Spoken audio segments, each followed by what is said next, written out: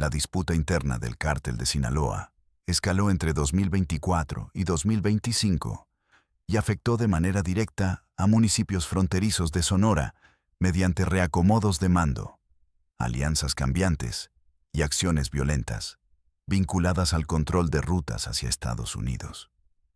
En el contexto de la rivalidad entre la facción leal a Ismael Zambada y el grupo de los hijos de Joaquín Guzmán Loera, conocidos como los Chapitos. Esta confrontación se produjo tras el traslado a Estados Unidos de Ismael Zambada y de Joaquín Guzmán López en julio de 2024, y continuó después de la declaración de culpabilidad de Zambada en agosto de 2025, hechos que reconfiguraron el equilibrio de poder dentro de la organización y acentuaron la pugna por territorios y recursos estratégicos en el noroeste de México. La organización conocida como Cártel de Sinaloa opera como un entramado de células con autonomía relativa que cooperan y compiten, con presencia y proyección hacia el mercado estadounidense. Y ha sido descrita por informes y coberturas internacionales como el principal proveedor de drogas ilícitas hacia ese país. La estructura interna ha sido caracterizada por 4 bloques mayores: el encabezado por los herederos de Joaquín Guzmán Loera, el vinculado a Ismael Zambada, el asociado a Aureliano Guzmán y el relacionado con Rafael Caro Quintero, con dinámicas de colaboración y tensión que cuestionan el antiguo modelo de federación.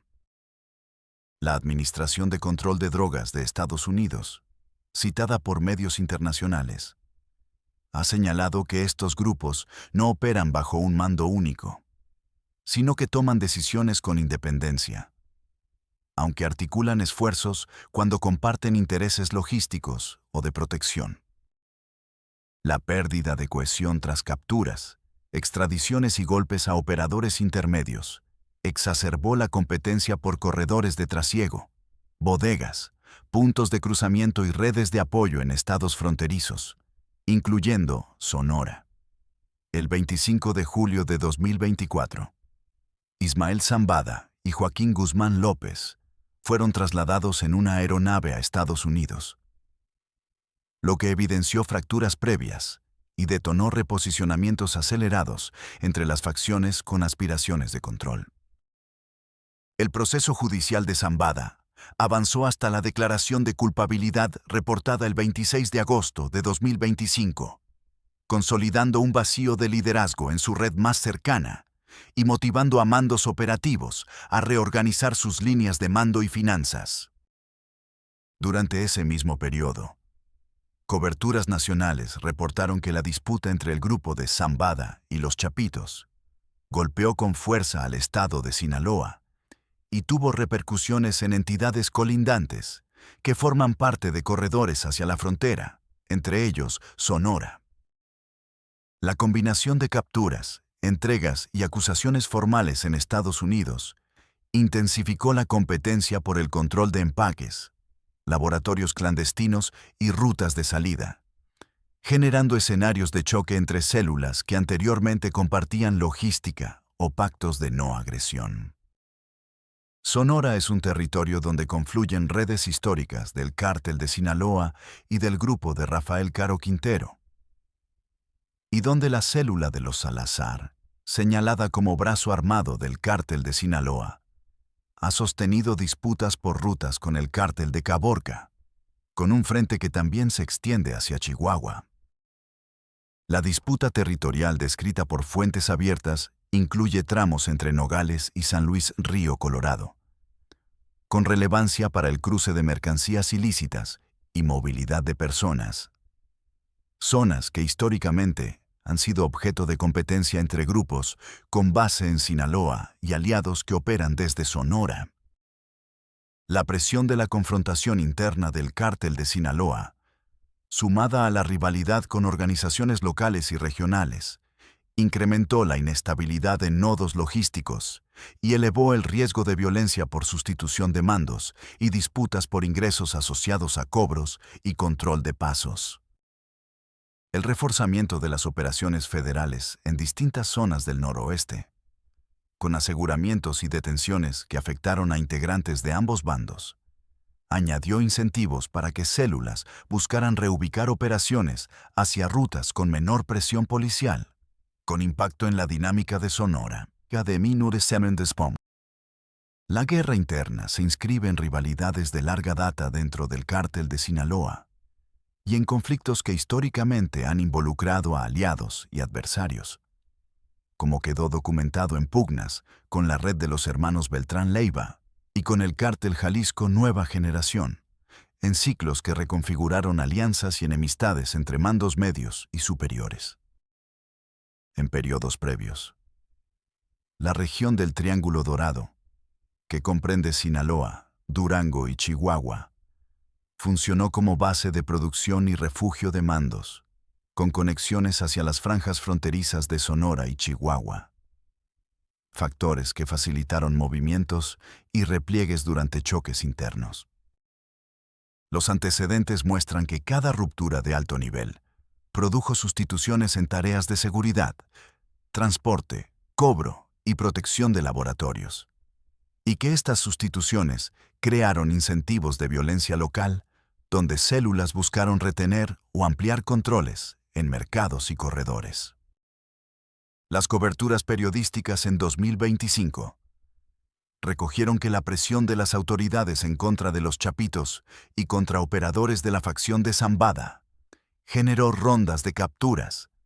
aseguramientos y cateos que, si bien golpearon a ambos,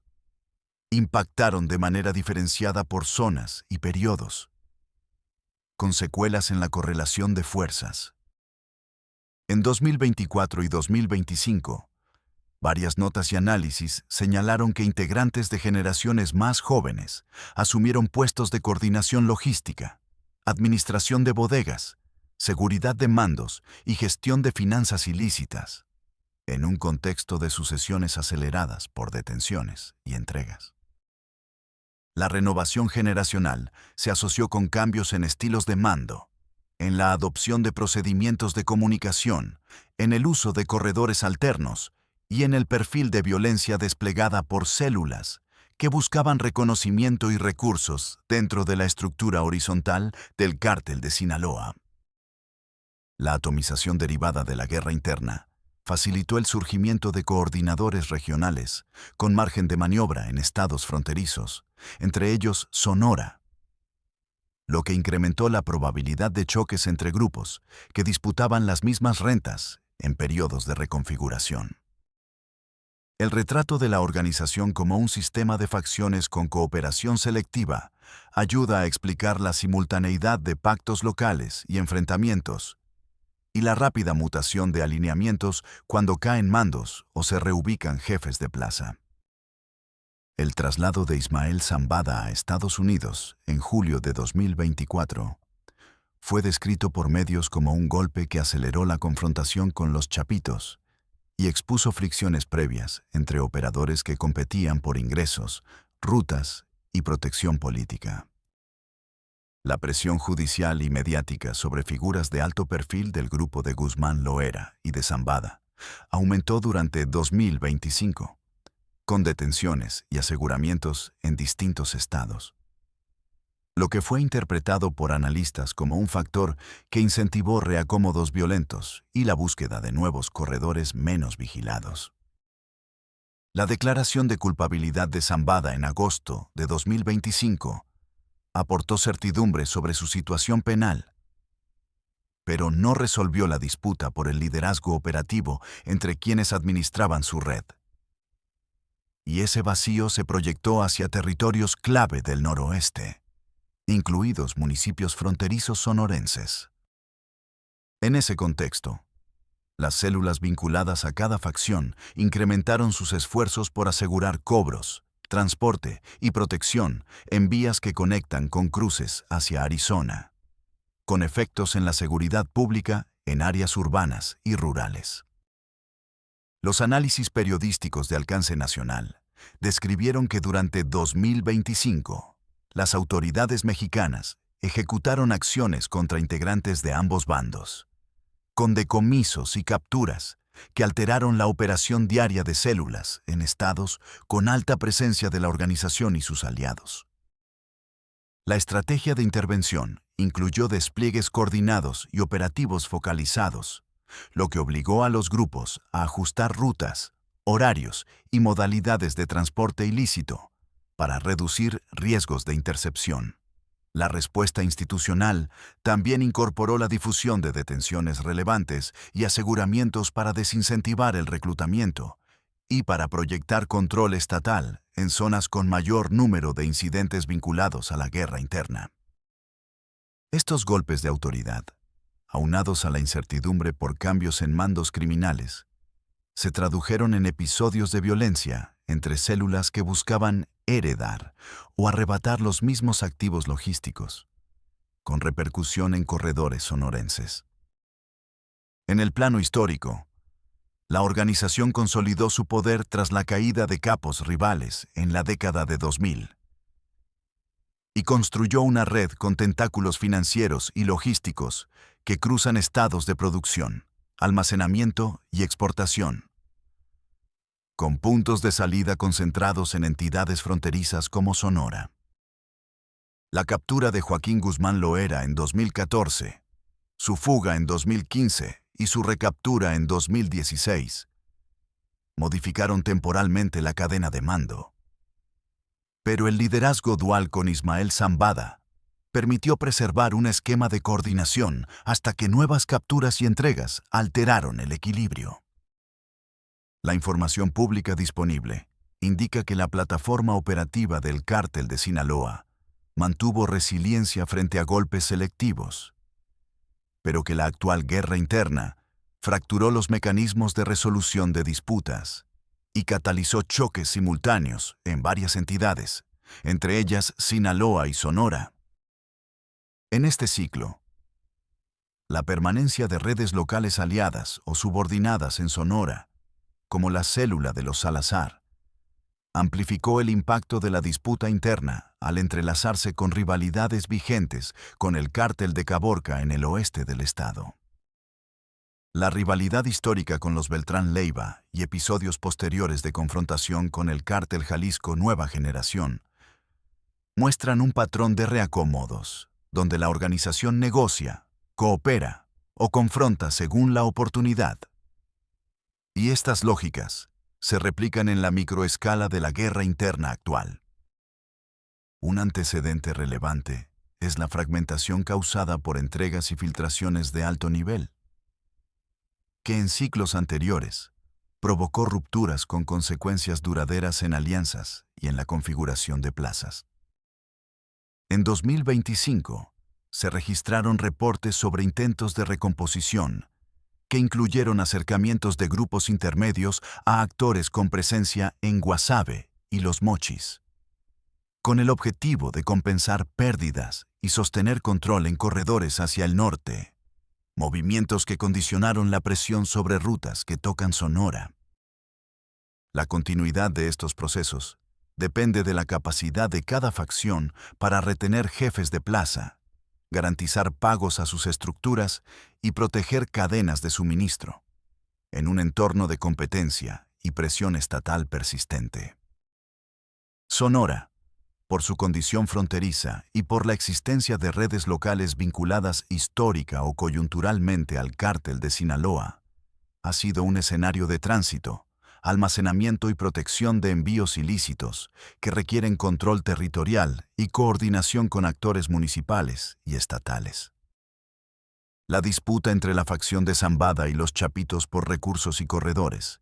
incide en la conducta de células que operan en la entidad, donde cada ajuste de mando a nivel superior repercute en cobros, distribución de armas, designación de responsables de seguridad y asignación de rutas. El choque con el Cártel de Caborca añade una capa de competencia por rutas en la franja costera y desértica, con especial interés en tramos carreteros y caminos secundarios utilizados para eludir revisiones y para mover mercancías hacia puntos de cruce. La combinación de guerra interna y rivalidad externa crea escenarios de inestabilidad que exigen a las autoridades mantener y adaptar despliegues para sostener la presencia institucional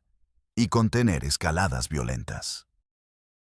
Cadenas de mando más jóvenes, documentadas en coberturas de 2024 y 2025, ocupan espacios dejados por operadores capturados o replegados y aplican estilos de administración basados en segmentación de información, compartimentación de tareas y uso intensivo de tecnología para comunicación y vigilancia. Esta renovación coincide con un patrón de profesionalización de tareas específicas, como la seguridad de bodegas, la administración de cuentas y el control de corredores, con un enfoque en reducir exposición a intercepciones y maximizar el flujo en temporadas de mayor demanda. La juvenilización de mandos intermedios, en estructuras sin directorio único y con incentivos de ascenso rápido,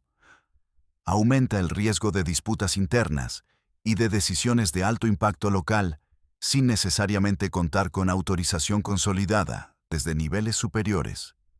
fenómeno que alimenta escaladas focalizadas. Estas condiciones ayudan a explicar la persistencia de violencia intermitente en corredores sonorenses, donde células compiten por sostener la rentabilidad de rutas frente a presión estatal y competencia criminal. Medios internacionales y nacionales reportaron durante 2025 que las autoridades mexicanas han detenido a miembros de distintas facciones y han decomisado drogas y armamento a ambos bandos, lo que señala una política de aplicación de la ley que no distingue entre grupos internos en la persecución penal. Estos golpes han afectado la coordinación logística del cártel de Sinaloa en diversos estados, generando baches temporales que las células buscan cubrir mediante redirecciones de carga, sustitución de personal y cambios en protocolos de seguridad. La respuesta gubernamental ha incluido la intensificación de patrullajes y revisiones en vías estratégicas, así como operaciones de inteligencia para identificar responsables de violencia y operadores financieros, con el objetivo de limitar la capacidad de recomposición tras cada aseguramiento. En paralelo, se han documentado medidas en otros estados del noroeste para prevenir desbordamientos de la violencia vinculada a la guerra interna hacia zonas con menor presencia institucional, lo que añade un componente regional a la contención. La prensa ha descrito al cártel de Sinaloa como una organización con capacidad de adaptación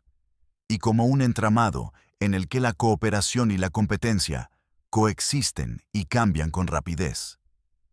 lo que complica los esfuerzos por desarticular de manera definitiva su operación transfronteriza. El carácter transnacional del tráfico hacia Estados Unidos convierte a los corredores sonorenses en piezas claves de una cadena mayor, donde cada ajuste a nivel de mandos superiores tiene impactos en los tiempos, rutas y costos de transporte. La caída de mandos carismáticos en el pasado no impidió la continuidad de la red. Pero la actual guerra interna ha mermado mecanismos de coordinación, ha aumentado los costos de seguridad y ha elevado la frecuencia de choques locales por disputas de ingresos y de control. Esta situación mantiene a Sonora en un estado de vigilancia y adaptación permanente, con autoridades y comunidades atentos a cambios en patrones de violencia y a la evolución del conflicto entre facciones. El contexto de rivalidades históricas dentro del cártel de Sinaloa ofrece un marco para interpretar los eventos recientes y sus efectos en estados con intereses estratégicos para la organización, como Sonora. La memoria de conflictos con los Beltrán Leiva y de las respuestas estatales de aquellos años alimenta decisiones actuales de actores criminales y de autoridades sobre alianzas, despliegues y prioridades de persecución penal.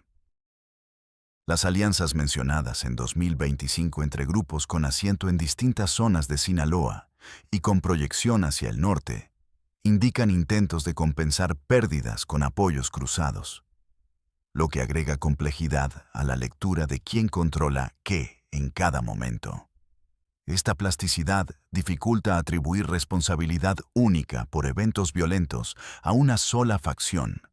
y exige observación continua para distinguir cambios en la correlación de fuerzas sobre el terreno. De acuerdo con coberturas y análisis de 2024 y 2025, la pugna entre la red de Zambada y los Chapitos ha sido el eje de la violencia interna del cártel de Sinaloa, con capítulos que alternan golpes judiciales, reacomodos internos y episodios de confrontación directa entre células. La presión judicial en Estados Unidos sobre figuras del cártel de Sinaloa y la cooperación bilateral en materia de seguridad han aportado insumos para órdenes de captura, procesos de extradición y decomisos que impactan la operación diaria de células en México, con efectos visibles en entidades fronterizas. En este marco, la capacidad de cada facción para sostener a sus operadores, garantizar la continuidad de los flujos y evitar delaciones, define sus posibilidades de retener o expandir territorio en estados como Sonora, donde la competencia y la vigilancia estatal son permanentes. La documentación periodística de aseguramientos y detenciones durante 2025 confirma que las autoridades han presionado simultáneamente a ambas facciones,